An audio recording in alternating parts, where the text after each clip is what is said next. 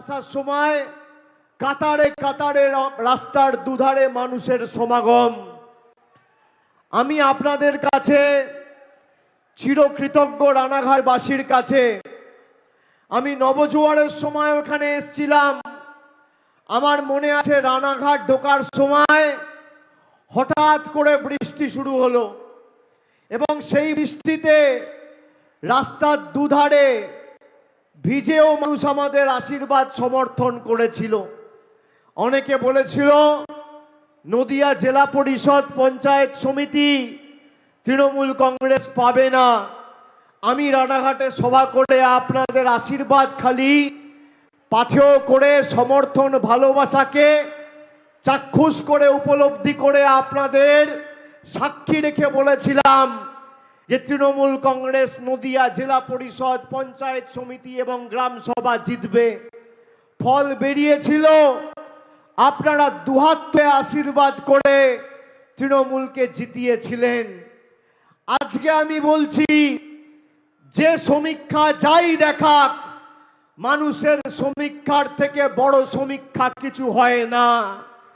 মানুষ যেভাবে আজকে কাতারে কাতারে প্রতিবাদ, প্রতিরোধ, প্রতিশোধের রাস্তা বেছে নিয়েছে, বিজেপির দুর্বৃত্তদের রানাঘাট থেকে ছুঁড়ে ফেলার শপথ নিয়েছে, এদের পতন শুধু সময়ের অপেক্ষা। যে সংখ্যায় মানুষ আজকে সভাস্থলে এসে পৌঁছেছে আর যে মানুষ রাস্তায় রয়েছে, তারা যদি জোড়া ফুলে ভোটটা দিয়ে দেয় তাহলে এই ভোকাটটা বিজেপিকে আর খুঁজে পাওয়া যাবে না।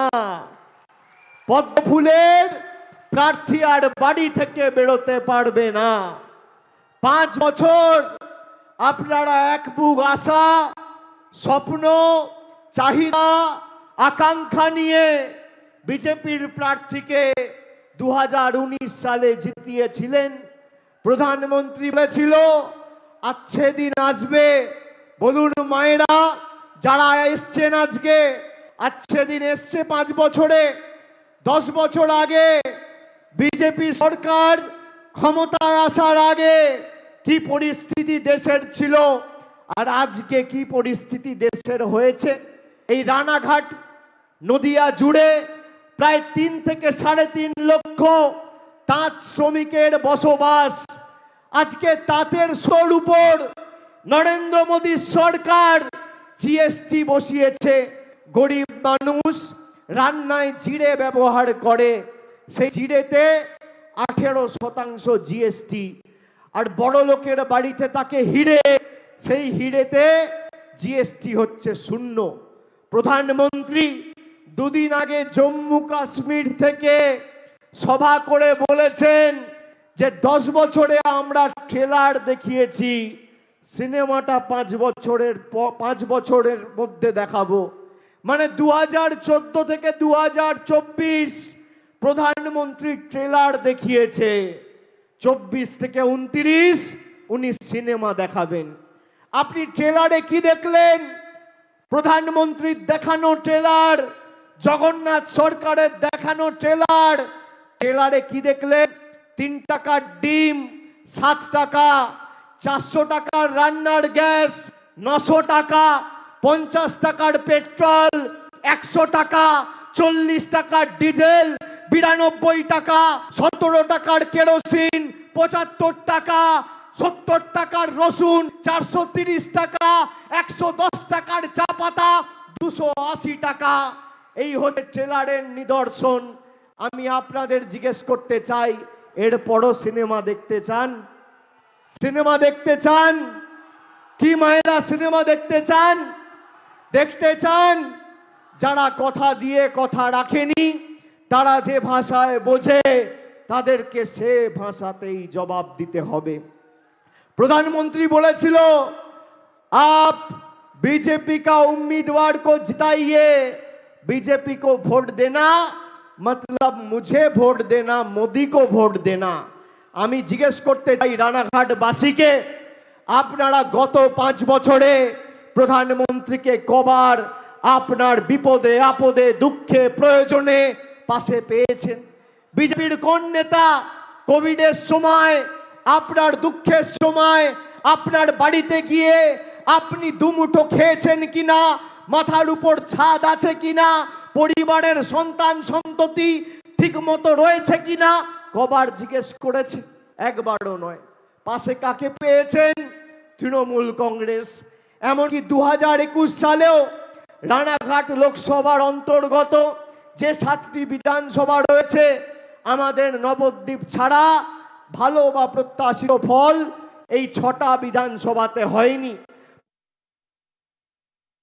গুড হেলথ তৃণমূলের নেতারা বলবে, তার কারণ আমরা যেখানে হেরেছি সেখানেও মানুষকে পরিষেবা দিয়েছি, যেখানে জিতেছি সেখানেও পরিষেবা দিয়েছি।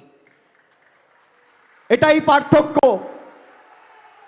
আমি খালি আপনাদের অনুরোধ করব, 13 তারিখ ভোটটা যাকে ইচ্ছা তাকে দেবেন, খালি নিজের অধিকার আর 5 বছর যে আপনার পাশে ছিল সেটা বুঝে দেবেন, সেটা মাথায় রেখে দেবেন।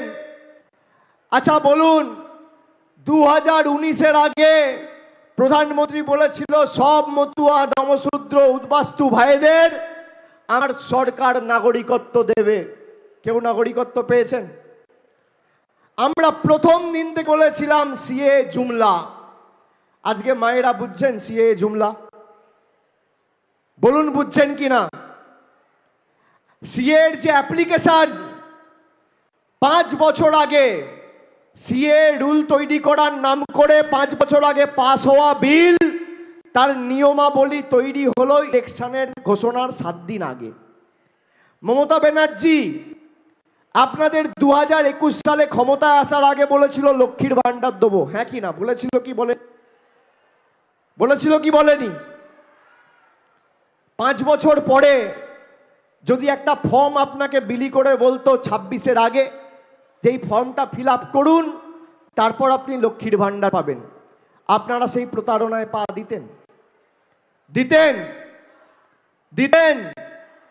মমতা ব্যানার্জি যবে বলেছে 2 মাসের মধ্যে লক্ষ্মীর ভান্ডার বাস্তবায়িত করে দেখিয়েছে। আমরা এপ্রিল মাসে বলেছি, আর মে মাস ক্ষমতায় আসার পর 1 জুন থেকে মায়েরা লক্ষ্মীর ভান্ডার পেয়েছে। আর বিজেপি বলেছিল নাগরিকত্ব আইন এনে নাগরিকত্ব দেবো, এখনো পর্যন্ত কেউ নাগরিকত্ব পায়নি। 40 পাতার ফর্ম তৈরি করেছে। সেই নাগরিকত্ব আইনে আপনাকে প্রথমে ঘোষণা করতে হবে যে আমি বাংলাদেশি, আমি পাকিস্তানি, আমি আফগানিস্তানে থাকি। তারপর পরীক্ষা নিরীক্ষা যাচাই হবে, আপনার ব্যাংক অ্যাকাউন্ট বন্ধ হবে, আপনি সরকারি পরিষেবা যা পাচ্ছেন বন্ধ হবে, তারপর এনআরসি করে আপনাকে ডিটেনশন ক্যাম্পে পাঠিয়ে দেওয়া হবে। এখানে ক্যামেরা রয়েছে। আসামে শুনে রাখুন, যার নেতৃত্বে 19 লক্ষ লোক, যার মধ্যে 12 লক্ষ হিন্দু বাঙালিকে ডিটেনশন ক্যাম্পে পাঠিয়েছে, তাকে সরকার আসামের মুখ্যমন্ত্রী করেছে হিমন্ত বিশ্ব শর্মা। আসামে এনআরসি হয়ে 12 লক্ষ হিন্দু বাঙালিকে ডিটেনশন ক্যাম্পে পাঠিয়েছে। এরা সিএ করে যাচাই করে দেখবে কজন বাংলাদেশ থেকে এসছে, কজন আফগানিস্তান থেকে এসছে, কজন বাংলাদেশ থেকে পাকিস্তান থেকে এসছে, তারপর এনআরসি করে এদেরকে বাইরে পাঠিয়ে দেবে।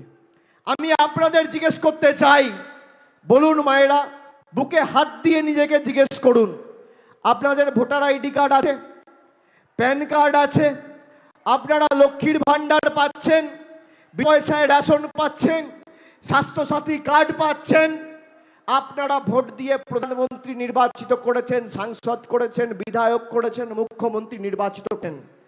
মমতা বন্দ্যোপাধ্যায় থাকতে আপনাদের কারোর কাছে হাত পাততে হবে না। বিজেপির নেতারা বলছে সিএ করে সিএ নামে আপনারা অ্যাপ্লাই করুন। বিজেপির কোন সিএ পোর্টালে অ্যাপ্লাই করেছে? কেউ বলতে পারবে? করেছে? সিএ এর জন্য অ্যাপ্লাই করতে গেলে আগে আপনাকে ঘোষণা করতে হবে যে আমি বাংলাদেশী। সঙ্গে সঙ্গে আপনার রেশন কার্ড, আধার কার্ড, ভোটার আইডি কার্ড সব আমি আপনাকে বলছি, আমি স্পষ্টভাবে বলি, বিজেপি অনেক জায়গায় বলছে সিএ নাগরিকত্ব দেবার আইন, কেড়ে নেবার আইন নয়। এখানে ক্যামেরা রয়েছে। আমি বলছি, যারা অ্যাপ্লাই করবে তাদের 7 দিনের মধ্যে নাগরিকত্ব দিন। তারা সবাই নাগরিক, তাও ভুল বুঝিয়ে বলছে নাগরিকত্ব দেবো। আমি তর্কের খাতিরে ধরে নিলাম আপনারা দেবেন। 7 দিনের মধ্যে নাগরিকত্ব দিন। আর নোটিফিকেশন করে কেন্দ্রের স্বরাষ্ট্র দপ্তর যদি বলে যে ভারতবর্ষে আমরা সিএ এর পর এনআরসি করব না, অভিষেক বন্দ্যোপাধ্যায় সিএ কে সমর্থন করবে, আমি বুক ঠুকে গেলাম। এরা মিথ্যে কথা বলে, এরা জুমলাবাজদের দল। জুমলাবাজি করে মানুষকে ভাঁওতা দিয়ে, মানুষকে প্রতারণা স্বীকার করে মানুষকে মৃত্যুর মুখে ঠেলে দেয়। বিজেপির মাথার চুল থেকে পায়ের নখ সব 2 নম্বরই। আপনার পাড়ায়, এলাকায়, গ্রামে, অঞ্চলে কোনো ভদ্র, মার্জিত, সভ্য, শিক্ষিত লোক দেখবেন বিজেপি করে না। সব পাতাখোর, 2 নম্বরই, চোর, ছ্যাঁচোর, চিটিংবাজ, ঘুষখোর, সব 2 নম্বরই। সব 2 নম্বরই করে খাবার ধান্দা। আমি আপনাকে বলছি, 5 বছর আপনাদের সাথে গদ্দারি, বেঈমানি করেছে এই ভারতীয় জনতা পার্টি। যে ভাষায় এরা বোঝে সেই ভাষায় জবাব দিতে হবে। আমাকে বলেছিল আচ্ছে দিন আসবে, আসেনি। বলেছিল 2 কোটি বেকারের বছরে চাকরি হবে, হয়নি। বলেছিল নোটবন্দি করে কালো টাকা ধ্বংস হয়নি। বলেছিল জিএসটি করে দেশ অর্থনৈতিকভাবে শক্তিশালী হবে, হয়নি। বলেছিল নাগরিকত্ব বিল করে আপনাকে নাগরিক বানাবে, করতে পারেনি। আপনি দেশের নাগরিক। মমতা বন্দ্যোপাধ্যায় যতদিন আছে, প্রত্যেকটা উদ্বাস্তু ভাইদের, মায়েদের, আমার বাংলার প্রতি, দেশের প্রতি যা অধিকার রয়েছে, আপনাদের একই অধিকার রয়েছে। আপনাদের কেশাগ্র কেউ স্পর্শ করতে পারবে না। এই মঞ্চ থেকে আমরা কথা দিয়ে যাচ্ছি। সবাইকে বলবেন নিশ্চিন্তে থাকতে। আপনি যাকে ভোট দেওয়ার দিন, এই বাংলায় যতদিন তৃণমূল কংগ্রেস আছে, সিএ এনআরসির নামে জুমলাবাজি করে, রাজনীতি করে বাংলার মানুষকে লাঞ্ছিত, বঞ্চিত, নিপীড়িত, শোষিত করে রাখতে আমরা দেব না।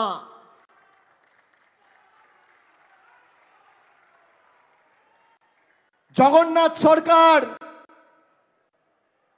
তাঁত শ্রমিকদের কাঁচা সুতোর উপর যখন জিএসটি বসায়, একটা চিঠি লিখেছে কেন্দ্রকে যে আমার লোকসভা কেন্দ্রে 3 লাখ, 3.5 লাখ তাঁতের শ্রমিক থাকে। আজকে কেন্দ্রের এই জনবিরোধী সিদ্ধান্তের কারণে তাদেরকে তাঁতের কাজ ছেড়ে কাউকে টোটো চালাতে হচ্ছে, কাউকে অটো চালাতে হচ্ছে। আমি বলছি এই সরকার বদলাবে, তাঁত শ্রমিকদের তাঁতের সুতোর উপর জিএসটি আমরা শূন্য করব, জিএসটি লাগু হবে না।